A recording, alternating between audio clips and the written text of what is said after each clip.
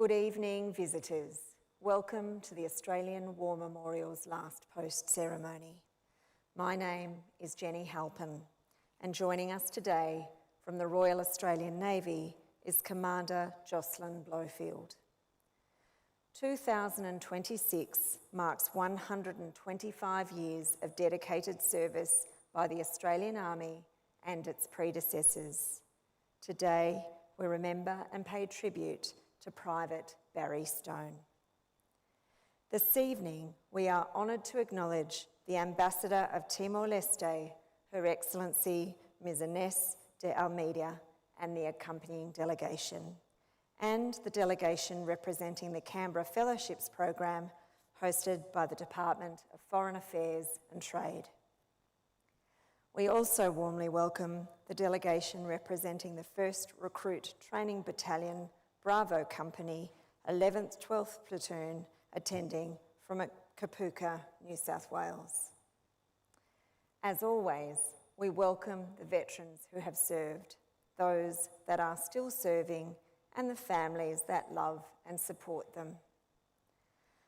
The live stream of this ceremony is made possible by the Returned and Services League of Australia and the RSL and Services Clubs Association. We welcome members who are watching the broadcast of this ceremony across Australia.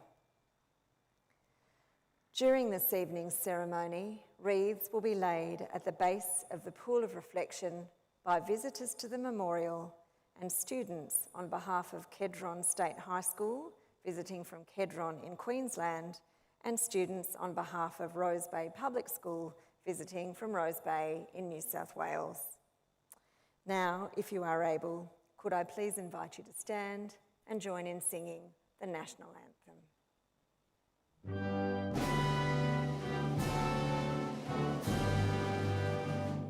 Australians, oh let us rejoice, for we are one and free.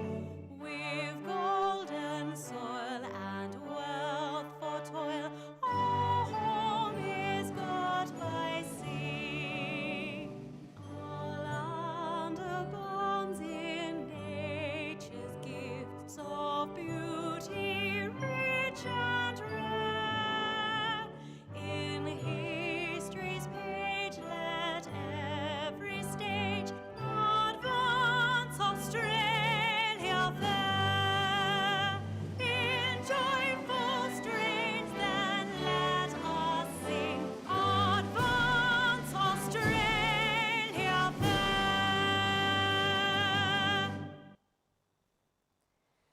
Students and those who require a seat, please be seated. The Australian War Memorial was the vision of Charles Bean, Australia's First World War official historian. Bean landed with the Australian troops on Gallipoli and stayed with them at the front through to the end of the war. The idea of this national memorial and museum came to him at Pozières, France, in the depths of the bloody fighting of 1916. Bean's idea was that this would be a place where families and friends could mourn loved ones buried in faraway places. It would also be a place that could help all Australians understand what these men and women had endured and what they had done for us. Bean's vision, to which we remain true, is best expressed as inscribed in the entrance to the memorial's galleries. Here is their spirit in the heart of the land they loved, and here we guard the record which they themselves made.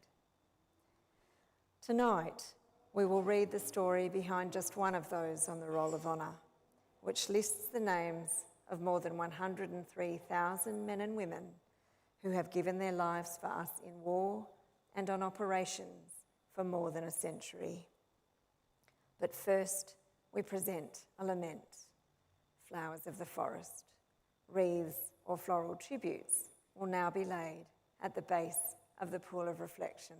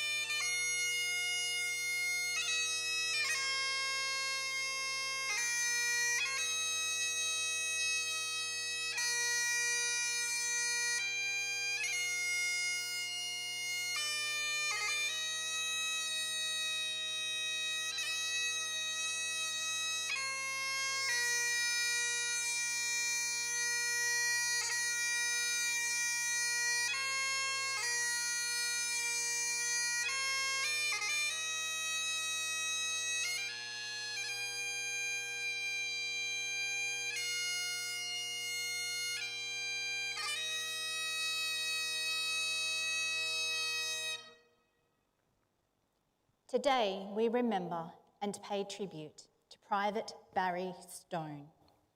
Barry Stone was born in Canberra, New South Wales on the 16th of January 1910. By the time of the Second World War, Stone was working as a station hand, living in Moree, where he had lived with Mr. and Mrs. Ray Robinson in Barlow Street for the past 17 years. Stone's family situation was somewhat of a mystery. When he was mobilised for service in the militia on the 14th of March 1941, no next of kin were recorded. His brother James was later added as next of kin, but James's whereabouts were unknown. All the same, Barry Stone was well known in the Moree district. He began his service with the 24th Light Horse Regiment, known as the Grenadier Light Horse. In May 1942, the 24th Light Horse was absorbed into the Australian Army Service Corps, becoming the 1st Motor Division Transport Company. Later in the year, the unit designation changed again, becoming the 1st Motor Brigade Company. Stone continued working with his unit, undertaking the work needed to transport supply items, including ammunition, between depots. In October, he was briefly admitted to hospital, suffering from a hemorrhage. Rejoining his unit on the 11th of November, his ardour for service was undimmed. 5 days later, he enlisted in the Australian Imperial Force at Walter, New South Wales. Lance Corporal Stone continued serving with the 1st Motor Brigade Company until the 22nd of May 1943, when the motorcycle he was riding collided with an army truck between Mergen and Gympie in Queensland. Stone suffered extensive head damage and died of his injuries that day. A court of inquiry found that the accident occurred due to Stone's own neglect, failure to observe correct road discipline, and not wearing a crash helmet. He was 33 years old. Today, his remains lie buried in Tabinga Cemetery in Kingaroy, Queensland. His name is listed on the Roll of Honour on my left, among almost 40,000 Australians who died while serving in the Second World War.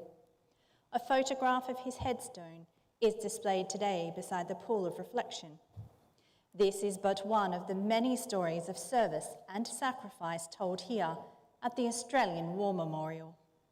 We now remember Private Barry Stone, who gave his life for us, for our freedoms, and in the hope of a better world.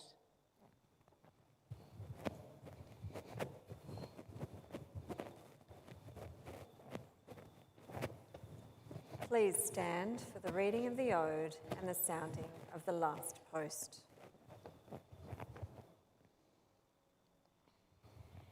They shall grow not old, as we that are left grow old. Age shall not weary them, nor the years condemn. At the going down of the sun and in the morning, we will remember them.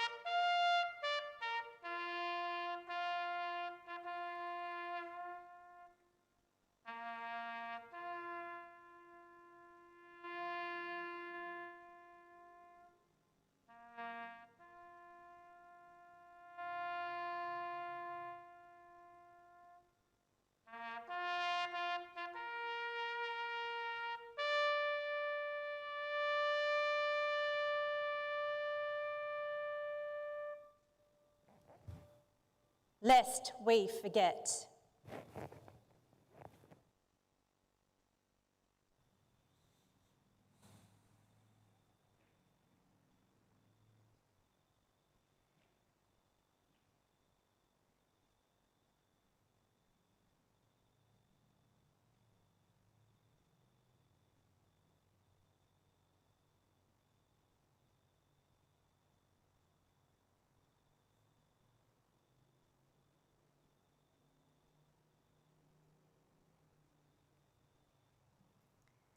We leave you this evening with the words of the memorial's founder, Charles Bean.